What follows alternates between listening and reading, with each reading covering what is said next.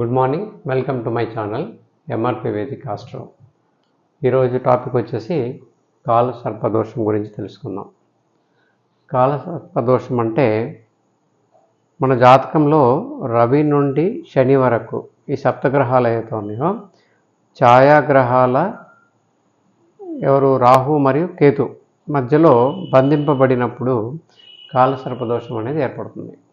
Okay, అలాగే ఇంగ్లీష్లో కాల సర్పదోషం is formed when in our kundali or horoscope all the 7 planets from sun to Saturn are posited between the shadow planets Rahu and Ketu. It is called కాల సర్పదోష్. Okay, అంటే మన జాతక కుండలిలో ఈ రాహు కేతు రెండు గ్రహాల మధ్యలో అవి ఎప్పుడు ఆపోజిట్ డైరెక్షన్స్లో ఉంటాయి కదా.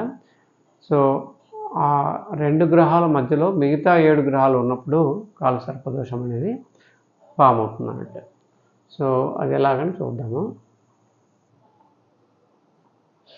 సపోజ్ ఇది మన రాశి చక్రం. ఓకే, ఈ రాశి చక్రంలో 12 రాశులు ఉంటాయి కదా. సో 12 రాశుల్లో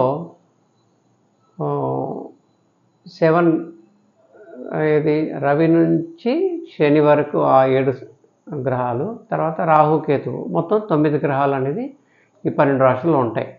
సపోజ్ ఎవరి జాతకంలో అయినా కానీ ఈ రాహు తర్వాత కేతు ఆపోజిట్ డైరెక్షన్స్లో ఉంటారు, ఎలాగో అంటే ఆపోజిట్ రాశుల్లో ఉంటారు.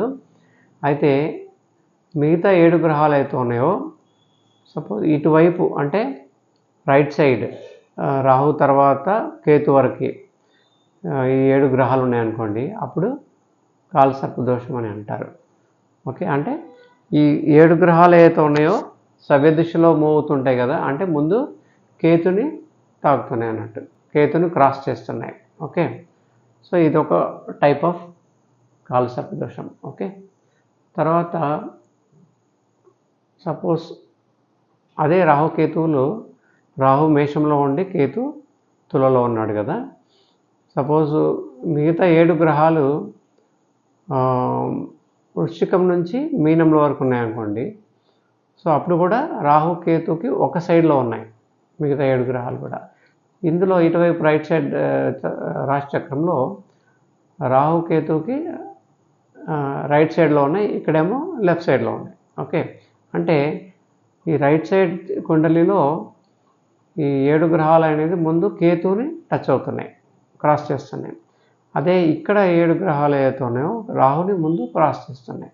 ఓకే, సో ఈ రాహుకేతు అనేది ఒక సర్పం అనుకుని ఉంటే ఇది ఏమో తలకాయ, హెడ్, ఇది టెయిల్ అనుకుంటే, సో ఈ సప్తగ్రహాలు ఇక్కడ ఏంటంటే ముందు ముఖం నుంచి పాస్ అవుతున్నాయి, ఇక్కడ లోపల ఆల్రెడీ ఉన్నాయి, సో ఒక మింగేసినట్టుగా. ఓకే, సో అందుకని దీన్ని రాహుకేతు ఇది మన కాలసర్పదోషం అనేది అంటారు. ఓకే, ఈ కాలసర్పదోషం అనేది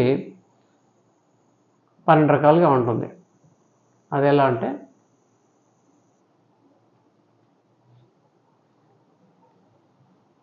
this Kalasarpa dosh has got 12 types of Kalasarpa doshas. Okay, so అవి ఏంటంటే ఈ రాహు కేతు ఏదో ఉన్నారో, రాహు పర్టికులర్లీ రాహు పొజిషన్ బట్టి, ఆ లగ్నం పొజిషన్ బట్టి, యాక్చువల్లీ అంటే లగ్నం నుంచి రాహు ఏ పొజిషన్లో ఉన్నాడు దాన్ని బట్టి డిఫరెంట్ టైప్స్ ఆఫ్ కాలసర్పదోషం అనేది చెప్పారు, పేర్లు ఇచ్చారు, డిఫరెంట్ పేర్లు ఇచ్చారు. లగ్నం నుంచి ఏ పొజిషన్, లగ్నంలో ఉందా, లగ్నం నుంచి 2వ రాశిలో ఉన్నాడా రాహు, లగ్నం నుంచి 3వ రాశిలో ఉన్నాడా, దాన్ని బట్టి 12 కాలసర్పదోషాలు అనేది చెప్పారు.